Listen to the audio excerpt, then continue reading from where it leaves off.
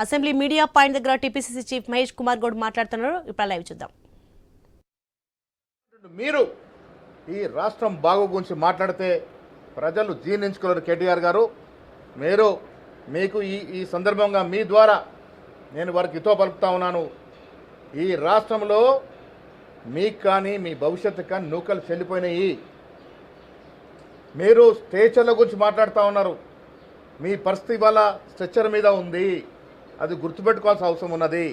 ప్రజలు మీకు ఇచ్చినటువంటి స్ట్రెచర్ ఏంటంటే మిమ్మల్ని స్ట్రెచర్ మీద పడుకోబెట్టినారు. ఇంక ఏం మాట్లాడినా ప్రజలు వినే పరిస్థితి లేరు.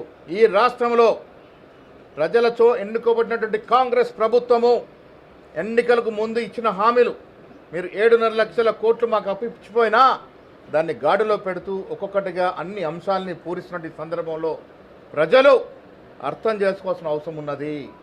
కేటీఆర్ గారు అసెంబ్లీ లోపట కానీ బయట కానీ వ్యవహరిస్తున్న తీరు, అహంకార ధోరణి ప్రజలు ఇముడ్చుకోలేకపోతా ఉన్నారు. ఇంకా అహంకారం తగ్గలేదనే మాట కూడా ప్రజలు అర్థం చేసుకోవాలి. ఇలా చాలా రోజుల తర్వాత కేసీఆర్ గారు అసెంబ్లీకి వచ్చారు. స్వాగతిస్తూ ఉన్నాం. మేము కానీ రేవంత్ రెడ్డి గారిని కాంగ్రెస్ నాయకులు కానీ కోరుకునేది ఈ దేశంలో ఈ రాష్ట్రంలో సమర్థవంతమైనటువంటి ప్రతిపక్షం ఉండాలని, ప్రతిపక్షం ఉండాలి ప్రజాస్వామ్యంలో కోరుకునే వ్యక్తులం మేము. ప్రతిపక్ష హోదా ఇస్తే మీరు ఫామ్ హౌస్కి పరిమితమైనారు కాబట్టి సంతోషం ఇవ్వాలని వచ్చినారు. ఇక ముందు కూడా రండి, మీ అనుభవాన్ని పంచుకోండి.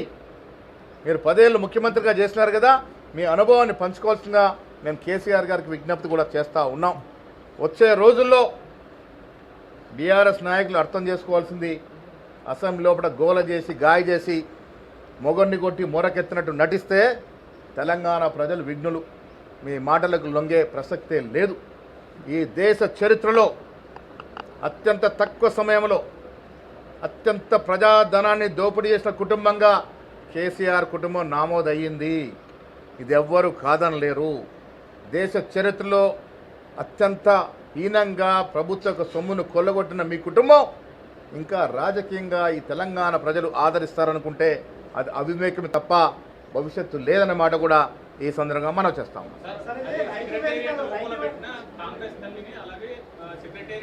నేను కేటీఆర్కి సవాల్ విసురుతున్న, తెలంగాణ తల్లి కానీ రాజీవ్ గాంధీ విగ్రహం కానీ ముట్టుకొని చూడు, కాంగ్రెస్ కార్యకర్తలు బట్టలు ఊడదీసి కొడతారు.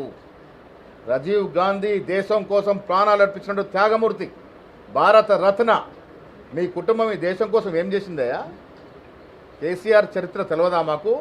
కేసీఆర్ గత చరిత్ర తెలియదా? నీ ప్రస్తుత చరిత్ర తెలియదా? తెలంగాణ తల్లి, తెలంగాణ ప్రజలు ఆరాధించుకున్న తల్లిగా దైవం. ఆ దైవాన్ని ముట్టుకుంటే మస్ అయిపోతే తప్ప ఇంకేం ఉండదన్న మాట కూడా సందర్భంగా మనం చేస్తా ఉన్నాం. రైతు వేదికలు కట్టి ఏం ఉద్ధరించినారు? రైతులు నడ్డి విరిచిన మీరు రైతు వేదికలు కట్టి ఏం సాధించినారు? ఇలా నిజంగా రైతుకు న్యాయం జరుగుతుంది అంటే మా ప్రభుత్వంలోనే మీరు 10 ఏళ్ళు విడతలకు ఇచ్చినట్టు రైతు రుణమాఫీ ఎంత? కేటీఆర్ గారు సవాల్ విస్తున్నాం, రండి ఛాలెంజ్ చేస్తా ఉన్నాం, డిబేట్ పెట్టుకుందాం. మీరు ఇచ్చిన సొమ్మంతా కూడా 28,000 కోట్లు దాటలే, అది 10 ఏళ్లలో. మేము 9 మాసాల్లో ఇచ్చినటువంటి రుణమాఫీ 22,000 కోట్లు ఇంకా ఇస్తామనే మాట కూడా చెప్తా ఉన్నాం. రుణమాఫీ కానీ, రైతు బంధు కానీ, బోనస్ 500 రూపాయలు ఇవ్వడం కానీ, ఫ్రీ బస్సు కానీ, ఉచితంగా 200 యూనిట్ల వరకు కరెంటు కానీ, ఇలా ఇంటిగ్రేటెడ్ స్కూల్స్ కానీ, స్కిల్ యూనివర్సిటీ కానీ, స్పోర్ట్స్ యూనివర్సిటీ కానీ చెప్పుకుంటూ పోతే రకరకాలుగా అభివృద్ధి చేస్తూ ఉన్నాం. 15 ఏళ్ల తర్వాత గ్రూప్ 1 ఎగ్జామ్లకి పరీక్షలు నిర్వహించినట్టు ఘనత కాంగ్రెస్ పార్టీది. నువ్వు 10 ఏళ్ళు ఎందుకు నిర్వహించలేకపోయినావు? ఏ నిరుద్యోగిని ఆదుకున్నావు నువ్వు 10 ఏళ్లలో? ఏ నిరుద్యోగ కుటుంబాన్ని ఆదుకున్నావు నువ్వు? మీ ఇంట్లో సఫలంగా ఉద్యోగాలు పెట్టుకున్నారు తప్ప ఏ నిరుద్యోగం గురించి ఆలోచించింది మీరు? ఇలా ఉద్యోగం గురించి మాట్లాడితే దయ్యాలు వేదాలు వలిచినట్టుగా ఉంటాయి. త్వరలో సీఎం గారు జిల్లాల వారీగా శాసనసభ్యులు కలిసి వారి నియోజకవర్గాల్లో జరగాల్సిన అభివృద్ధి గురించి కానీ, సంక్షేమ పథకాల గురించి కానీ సమీక్ష చేస్తారు. Thank you.